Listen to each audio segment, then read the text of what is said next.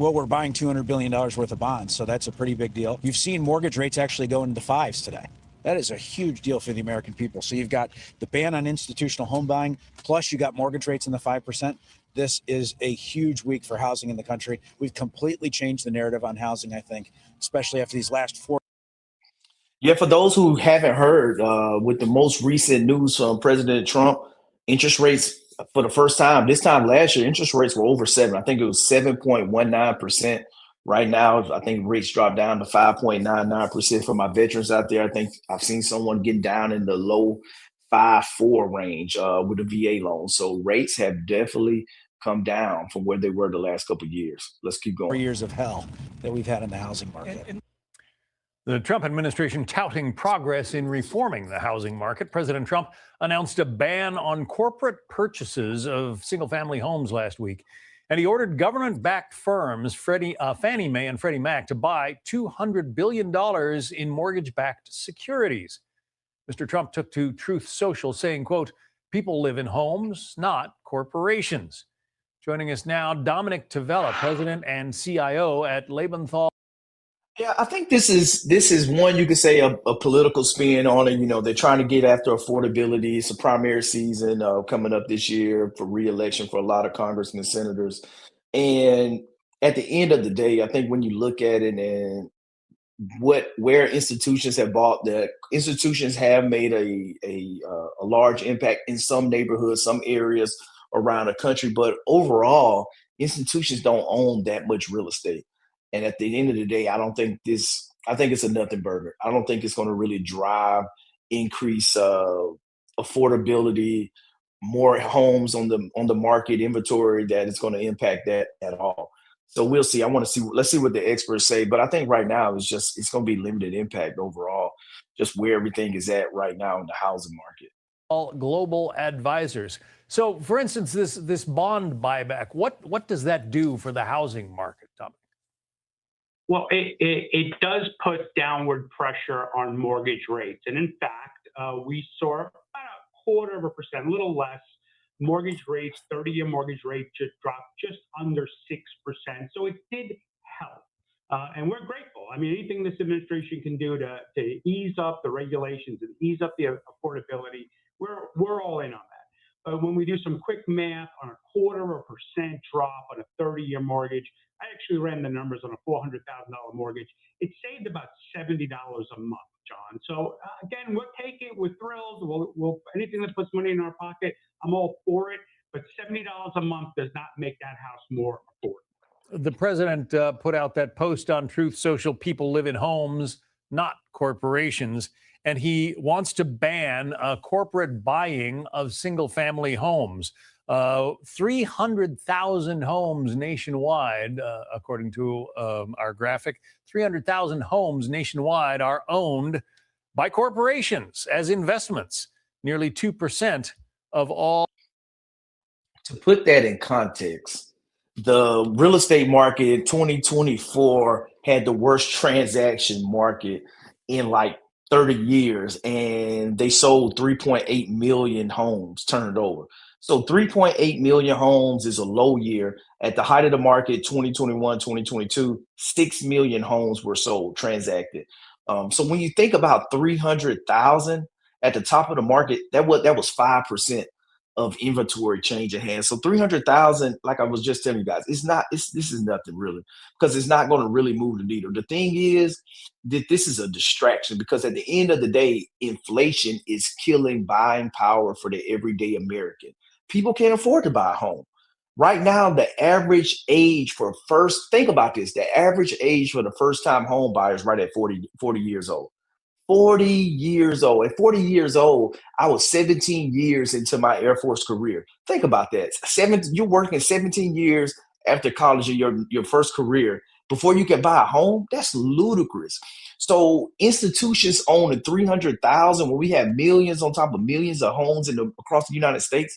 Right now, there's 350 million people live in America.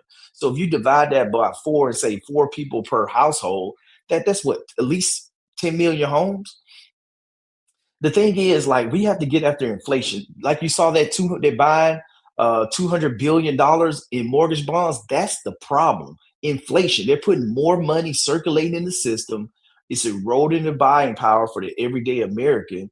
And right now, affordability is at an all-time worst. It is way better and cheaper for any person right now, for the most part, depending on where you are and your affordability. If you're making less than $100,000 a year, you should be renting. It's more advantageous for you to rent and then invest the difference than trying to struggle to pay 40, 50%, depending on what area in the United States you live, paying 40, 50% of your gross income coming in every month toward housing costs when you can just rent. And so that's the I think the really the crux of the matter, and really where the focus area needs to be, is on inflation. We have to reduce inflation. We got to make overall living, the food, the gas, housing. We got to get these things back affordable. It's not corporations buying that own 300,000 units. That's what, 2%. It's right there, 2% of all single family rentals. So this is a distraction. Well, and we're not getting after the real problem with home affordability, and where somewhere the home starting age to buying a house is 40 years old. That's a problem. I bought my first property when I was 23 years old. It was a 2,000 square foot. It was like 3 years old in Warner Robins, Georgia, and I paid like $72,000 for it. That's hard to do in most markets. Thank the Lord that I had the foresight to see real estate, and shout out to my guy Nick Battle that offered me the opportunity. He bought one side of the duplex, I brought the other side, and it was up from there. And my infatuation with real estate began. But to think that the average person can't afford to buy a house until they're 40 years old, that's crazy. Like, what are you gonna do? You got to rent. Rent, it's tough. They got to fix the affordability. That's where the problem's at. Yeah, this is a waste of time. All U.S. single family rentals, because that's what they do. They buy them and they rent them. So if the president can get that practice stopped, is that going to make another significant difference? I wouldn't use the word significant, John, in all fairness, right? So we're looking at 300,000 homes in a country that has millions of homes. Now, if they were forced to sell 300,000 homes and drop them on the market all in one day, then the market would be flooded, and that would be depressing to prices. But the idea that they can't buy the next home or the one after that, or a couple of thousand homes in the big scheme of things, is not really going to move the needle again. And more importantly, these large corporations, the BlackRocks, the Blackstones of the world, they're not typically looking to buy one house on your block. They're looking to buy big blocks of homes that are maybe in an apartment complex, a condo complex where they can't sell them all. They're looking to buy these big blocks, these multiple unit institutional type buying. So they're not typically down the street looking to buy a house on your block. Right. But in some markets, corporate ownership is significant. Look at Memphis, Memphis, Tennessee, and the adjoining Mississippi and Arkansas areas. 25% of the housing is owned by big corporations. In St. Louis, Missouri, and I was just going to say Birmingham. Across the border in Illinois. Shout out to all my individual real estate investors like myself.